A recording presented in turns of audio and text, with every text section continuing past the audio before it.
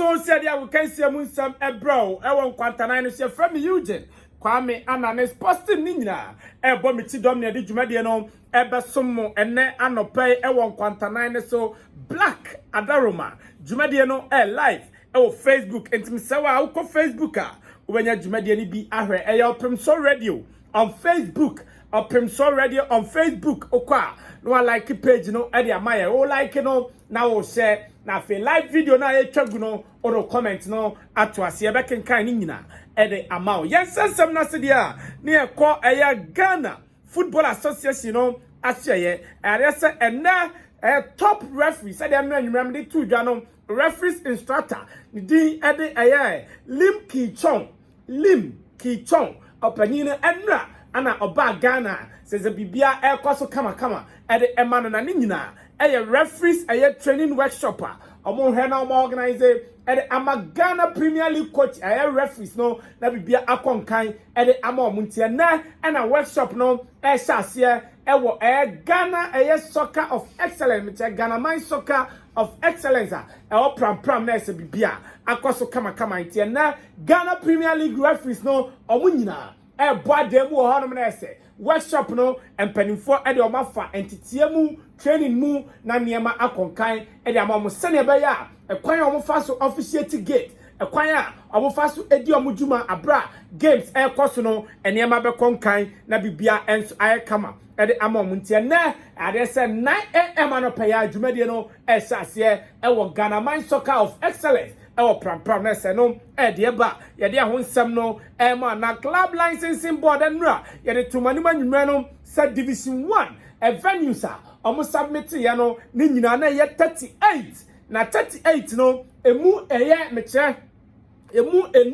enum pe ana mpanifo editum Wafa Park Aliu Muhammad Stadium Cape Coast Sports Stadium Lenkley Sports Stadium ana face FC Samatex omo stadium no mo enko na de say empanifo egi omo venues no enso atum na de ebanie team samba ba omo din na so omo de omo venue no empanifo si da bi omo kwan omo si akan wo ho a enye enti omo rejected venues no enzima kotoko omo venue empanifo rejected Ankoti United Tema Youth Tudu Mighty Jet ana say Nania FC omo nyina ya de say omo venues a omo de ekoma empanifo no omo rejected ni nyina afa uhema 28 other venues and pennyforce conditionally rejected in Choma Momo up to 8 October. So Monhe, now Monto Tuniama Senebea, on Besai Aba inspection on my behalf, say Eniama Air Konkaya, no Monso, Adia to Nabibia Kosokama, El Ede Amon Monayam Ko Ayan. And Ma Popo Mukakana say a Tima. Your friend Hazakes ladies in the two and in say there's a draw no aba amomo hutima omonso any omoko akosia kan ewo ma Champions League the maiden edition of Women's CAF Champions League na quote you see Bazigi and I did to just say Saturday when e buy me draw ne buy no team bia ho ba bia no omo ba say omo ebe wini air trophy na nra one ahoto FM ewo Cape Coast dim komo no na say ana komo twetwe no esi ekoe. Yes, because idea ubia dia tunani so countries na ekoshia or class na ekoshia nya no bia the ultimate target any the trophy intimi ya you say kwa participate na eno so no me pesa me de ma me keke to put unnecessary pressure on us the juma na be ye no on the ground no be kire ya mokeka any hope I will say kwa koji. That's a way I am some quote you see Bazigi or a quote at the Tima your friend Hazakes ladies quote you see Bazigi and I think some way to Jaya there on some no man all to us no team no though players no more no omo ye good pa omo ye good nanso no or the bibeba account na ye be who surprises e Ghana. Trust me, I'm going to surprise Ghanaians and the second give Takrade. Good players you be young, players are winning the crowd.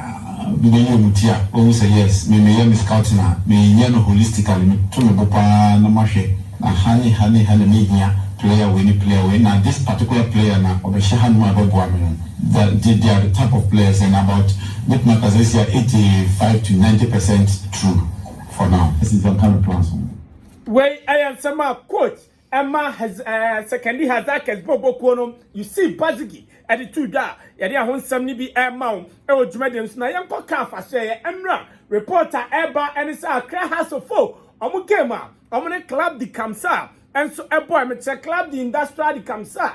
Free a Guinea, a boy and no a CAF Champions League Yaba and say, you're finding house of folk $5,000. $5,000 Nina. As a pitch no we use to know CAF describing as a terrible pitch. That's a pitch, I'm so I'm finding house of folk $5,000. Hena Omaka Kutiana Diaba reporter and I'm the Eba the HSA Aha na house of folk Obukema. Omone a work of Morocco ever game no then penny for the game no Cape Coast reporter Eba and no near the hun some no Mamu and ano pay oh Jumadi next $5,000 fire calf at the Ama house of Foka yet there hun some no Mamu ano penabekaya or Kwa United and the Kwabi Brem ebo game nanina a semi-final game or more middle league nimna or my hair you are also a bet me as no qualify aqua air finals abra on this Susan a sporting club a quacobo final now from one year team or qualify no about division 1 nimna side game nimno and some do dona and a told ya yet a penalty etia a Okwa United Kwabi Brem force daddy omonche na ekwaye nsem bebre e ma game no enso ebawie na game ni bawie no ya de say referees a omugina game nim no ese daddy ekwan a officials no and supporters na de ewura mu park ne so no omo antwa ye enti sade a omo age points no e de ama Kwabi Brem no na okwanfo tabira asem no e de kodan e Ghana Football Association a omo hwehwe nsem na se omo se daddy Okwa United and some of them buy no na say ensuo ginam omudi bem into what the case na empenfo ahye say Eastern region RF no enhwe na omo organizing a game no foforo na say replay and so na omo game no our neutral venue into nay the eba and say Okwa United omo winning appeal case na game no assign abaso na omo hwe de ono so ebetimi ahye no akwakosia a Susan Sporting Club the Obek winning no and qualify no aba see a kind division 1 nim next season na say no the eba ye dey ho nsem no ma yenja club issues kakra na fei yemfa ensem no nc wafa and the eba and say William Zaragoza ono and I say penny for upon said Dr. Prosper Nite Oguma Odijuma Edema Korokono Omrano Mesana 9 on to Tuniama Efa Emma Wafa Boboko na it say I say Spanish trainer William Zaragoza ono ana omayi no sa omra na omedijuma Efa Emma Wafa Boboko na yade ahonsam no ma ojuma de nso enra anwumre no me to anim sa Wafa media marada media ma enso bakumase na 2 to 3 weeks ana mubedi no ma hwe no matoto niema ede ama team no na preparation no bibia enso akoso kama ede ama media ma Boboko na omuba no omni clubs second division and the first division clubs ni bi ebe bobo friendly matches omo he say ene ma be konkan ede ama Wafa media marada media ma Boboko na yede ahonsam no ma na Tijani Joshua no si akan ede ma Ashanti Gold owuram media ma owuram o Diana Stars rather na ho no kwa no yade say ene ma enkoye na enura yade say o de abetuja say onu aha say de ene ma ekon injuries ha no nti ono na ka champion say omo terminate ni contract no emfa emanese no de ba ye de ahonsam no ma ojumade no enso na say de da ye na no pabia no ya de say Ghana Premier League metia clubs ni gusu a transfer no emu aya na ena first year aka 8 days na transfer no enso aklosi ewo ho na yenko na teams no yemfa ebimo ade enso emamu na yenhwe teams it say players omato Ashanti Gold no atomienu Steven Asare appear midfielder no Dijuma Edmatama youth and afa Paul Asare ono see defender ono so buy as a free agent omo assign mienu Ken Faiza Boboko no the ate and it say Osman Ibrahim on the team no training into omo he say na wachi enko na we na say na enkosi next week ni de na omo so assign no loan efikotokono no sabe Dijuma ama Ken Faiza Boboko na ye de ahonsam ma na Frank Boateng goalkeeper ono say ade say wasign ama Ken Faiza Boboko na omo hwe animu se enema be konkan na bibia enso akoso kama e dia makin Pfizer boboko na ye dia ho nsem no ma Bechem United a say na tie Samuel Osakufo central air defender of Young Vipers Emmanuel Avonu ono so striker ono so fi Unistar Francis Akwa left back BYF Academy Ezekiel Tete or striker Obuoba Yaw Dasi or winger and afa Samuel Amutu or also striker or also Salitas FC and also Abasan Ediama Bechem United Boboko na yede ahonsem no ma ojumade ne sunti yede besi na yakọ enra Europa League matches eba so no results kakra yensa ekan no na yede atodwa na afa asori na radio hene agude enso ato adwumade ne so ede amamo na nyame boa anwumre 7 p.m. yabetena se na yede agukansie mu nsem no enso abesom ojumade no enso esona ese bibia enso akoso kama ede amaya yede ahonsem no bana yehwe na yemfa results ni bi enso entudwa emamuna yenso dwumade ne so na bibia say enetie na Leon enso ehye ema Brentford Ivy omo antimi ansebi Spartak Prague ehye baako a Rangers ansebi ho no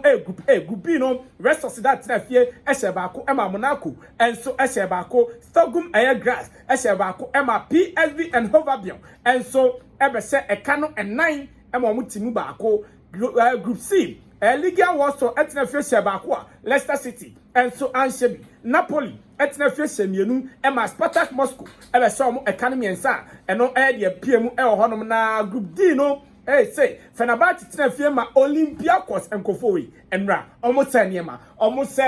papa na se no de etia no Royal Antioch enso etna fie omo ansebi ema Eintracht Frankfurt ebe twa omo economy baako a eno nso eye nimguase ede ma omo yie pa Lazio etna fie mienu ema Lokomotiv Moscow enso ansebi Marseille etna fie omo ne Galatasaray obia entumi amfa ball antene yonko atenem ho na Ludogorets Grazgat enso etna fie omo ansebi ema FC Serena ebe twa omo ekane baako a eno nso de pia na afei